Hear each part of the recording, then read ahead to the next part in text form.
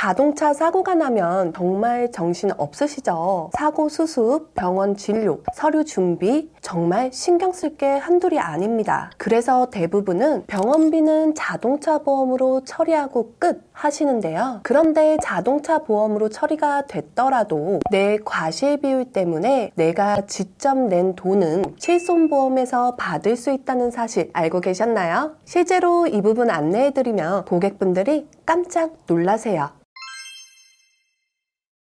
안녕하세요. 여러분들의 보험 고민을 해결해주는 보험의 친절한 연지씨 김연지 팀장입니다. 자동차 사고가 나면 정말 정신 없으시죠? 사고 수습, 병원 진료, 서류 준비 정말 신경 쓸 게 한둘이 아닙니다. 그래서 대부분은 병원비는 자동차 보험으로 처리하고 끝 하시는데요. 그런데 자동차 보험으로 처리가 됐더라도 내 과실 비율 때문에 내가 직접 낸 돈은 실손보험에서 받을 수 있다는 사실 알고 계셨나요? 실제로 이 부분 안내해드리면 고객분들이 깜짝 놀라세요. 오늘 영상에서는 1세대부터 4세대까지 모든 실손보험 가입자가 교통사고 이후 병원비를 실손으로 정확히 청구하는 방법을 차근차근 알려드릴게요. 그리고 2023년부터 달라진 경상환자 과실 책임제까지 핵심만 콕 집어드릴 테니 끝까지 함께 하시면 정말 도움이 많이 되실 겁니다. 그럼 궁금하신 분들은 오늘 영상 꼭 끝까지 시청해 주시고요. 좋아요와 구독은 영상 제작에 큰 힘이 됩니다.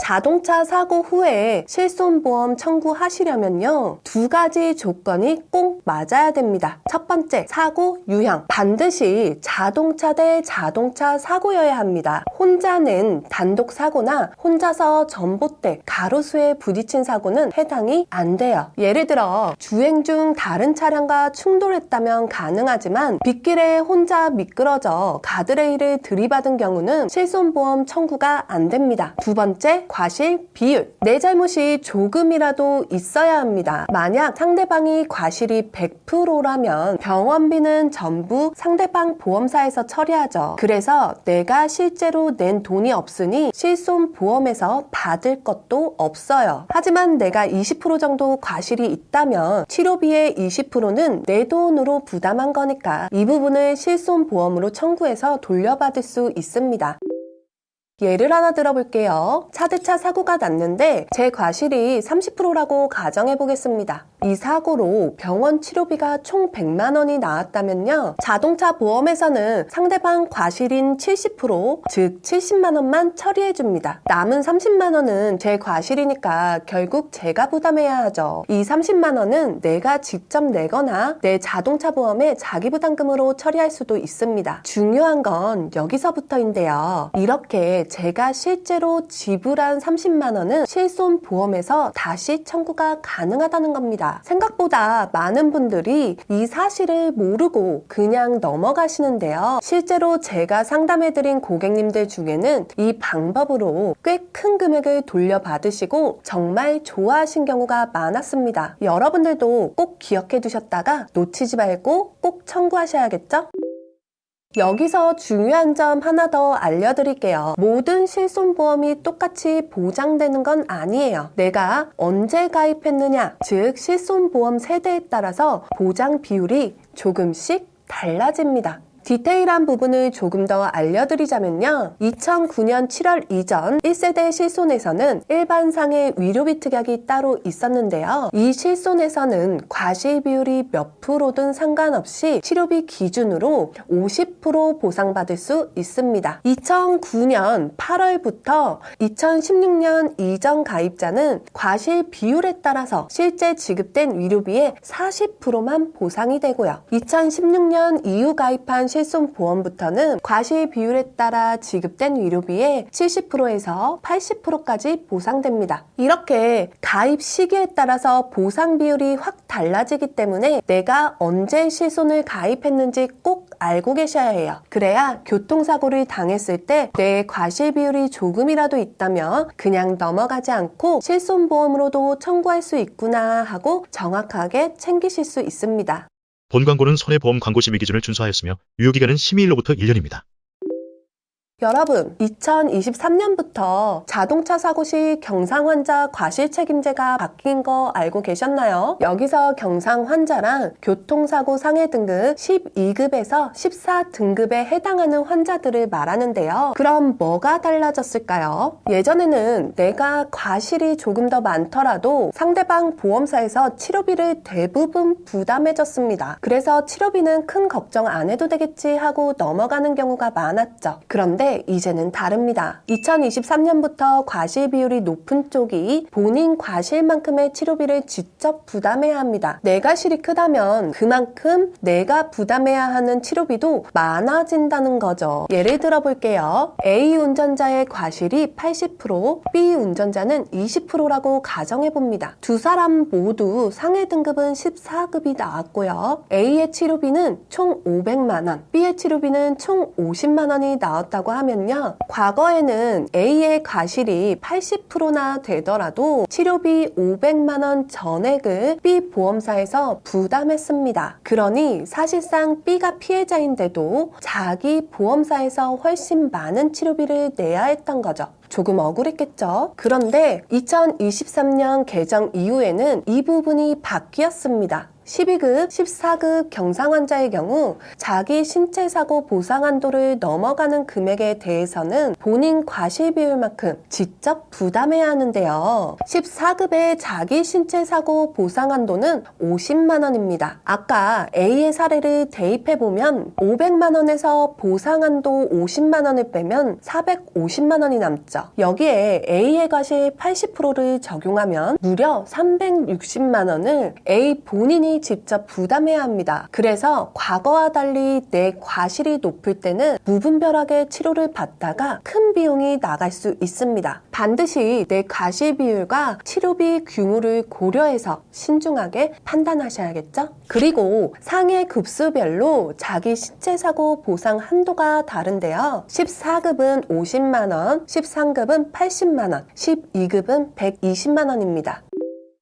여기서 또 하나 중요한 변화가 있습니다. 바로 경상 환자의 치료 기간에 대한 진단서 제출 의무예요. 자동차 사고로 부상을 입었을 때 상해 등급이 12급, 14급 경상 환자라면 기본적으로 최대 4주까지만 진단서 없이 치료를 받을 수 있습니다. 그런데 치료 기간이 4주를 넘는다면 그때부터는 반드시 병원에서 진단서를 발급받아 보험사에 제출해야만 추가 치료가 가능합니다. 간단히 예를 들어 볼게요. 사고 후 가벼운 타박상이나 근육통으로 경상 진단을 받아서 한 3, 4주 치료하면 괜찮아지겠지 하고 진단서 없이 치료를 받았습니다. 그런데 막상 치료를 계속해도 몸이 좋아지지 않는다면 이때부터는 반드시 진단서를 제출해야 더 치료를 이어갈 수 있는 거죠. 그리고 또 하나 중요 포인트. 이 치료 기간과 진단서 제출 여부가 보험사와 합의할 때 굉장히 중요한 기준으로 바뀌었다는 점입니다. 합의를 할 때 꼭 알아두셔야 하는 게 바로 향후 치료비인데요. 이건 합의 이후에 남은 치료 기간 동안 들어갈 치료비를 합의금에 포함시키는 것을 말합니다. 당연히 남은 기간이 많으면 많을수록 합의금은 커지겠죠.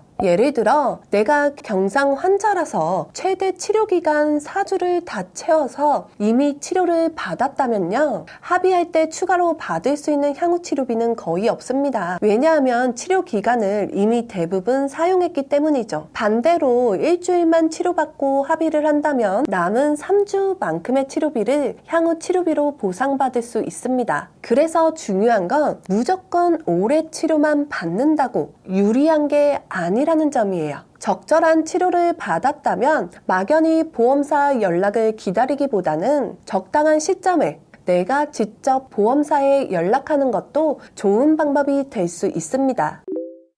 오늘 내용 정리해 볼게요. 첫 번째, 자동차 보험으로 처리한 병원비 중에서 내 과실 비율만큼 내가 직접 부담한 금액은 실손 보험으로 추가 보상이 가능합니다. 단 자동차 대 자동차 사고여야 하고 내 과실이 있어야 한다는 점 기억해 주세요. 두 번째, 실손보험의 보장 비율은 가입 시기에 따라 달라집니다. 내가 몇 세대 실손에 가입했는지 꼭 확인해 보셔야 해요.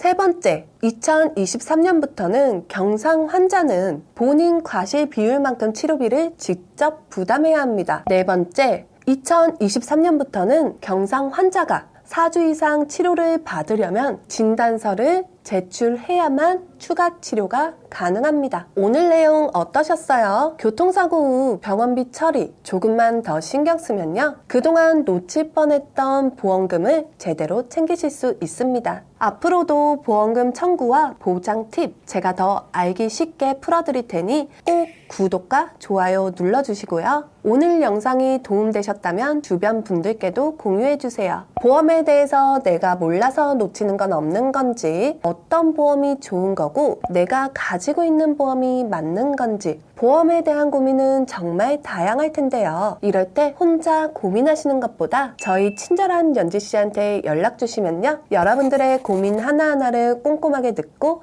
해결해 드리겠습니다. 현재 보험이 고민되시는 분들, 나에게 꼭 맞는 보험 가입을 원하시는 분들은요, 고정 댓글에 상담 신청 링크를 클릭해 주시거나 위 전화번호로 연락 주시길 바랍니다. 그럼 오늘 영상은 여기까지 정리하도록 하겠고요. 저는 다음 시간에 더 도움이 될 만한 내용을 가지고 찾아뵙겠습니다. 감사합니다.